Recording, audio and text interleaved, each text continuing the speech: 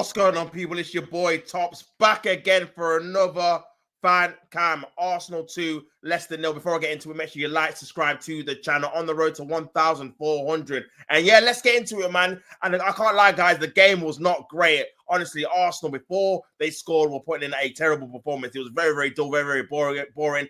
And Arsenal looked toothless going forward. They didn't really have any kind of attacking threat.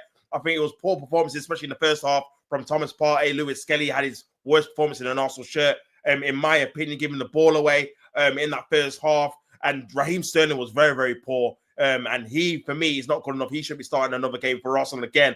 Even though we've got an injury crisis, I don't think we were good enough. We were very slow, very pedestrian on the ball. And Leicester had the best chances, if I'm being honest. They had a great header by Ndidi in the first half that just went wide. And then before Arsenal scored in the second half, they had a great chance by Reed, who had a tap in, and it was a great interception by Lewis Skelly, the best thing he did in the game. And Arsenal were looking void of ideas, and then Merino comes on and plays up front. And at first, he was drifting out to the right. He was kind of playing like a false nine. I thought, what is going on? I did call for him to come on because, bro, with Trossard in that false nine, I know it worked a couple of seasons ago. We just looked very toothless. No real target point, like we've had with habits over the years. But, bro, the man I want to talk about is Ethan Nwaneri.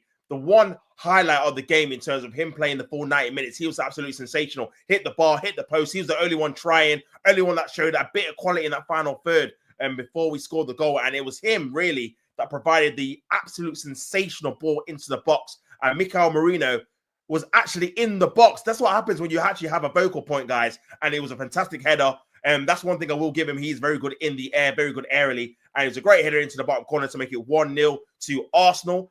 And then a great counter-attacking move. Odegaard, who was very poor in the first half. I thought he did pick up a bit in the second half and was playing some decent balls into the box and was trying to drive at the midfield. I thought he had a better second half than he did first. Drove, obviously, into the Leicester half. Passed it to kind of Fury, who did very, very well when he came on. Passed a good ball into Trossard. And Trossard with a sensational ball across the box into the path of Merino to make it 2-0. Merino with a brace. Who would have thought that? Playing Merino, a guy that we thought wasn't good enough to be in midfield, we're playing him up front, and he's actually scored 2 goals in a game. And I think he's the first player, apart from Jesus, who's played up front and has scored 2 goals in a game this season. I don't think Kai Havertz has scored 2 goals in a game. So, yeah, crazy, man. Crazy work. But a brace for Merino. And is Mikel Arteta going to get lucky again? Is he going to fall and stumble on a player who he's bought for a certain position again, the second season in a row, and the third season in a row? If you think about Ben White, he moved to right back, he was great there. Havertz, he moved centre forward, he was better than in midfield. And Merino, who's flat to deceive in midfield, is he going to move him up front? And is this going to be the making of him in his career? I don't know. Great finishes. And to be honest with you, it did kind of mask up a poor performance up until then.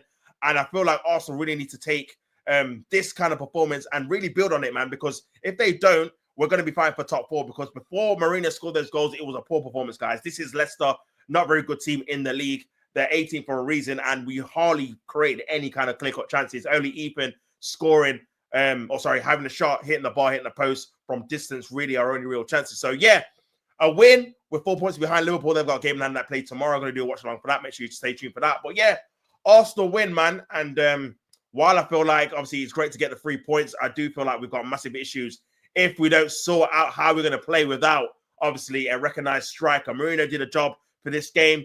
For me, he has to start the next game and see where we go from there. But yeah, that's it for the review. Make sure you like, subscribe, share. On the road to 1,400. Make sure you subscribe to the channel. And yeah, until next time, man, don't hate the play, hate the game. And like I always say, peace out and love. I'm out of here. Peace.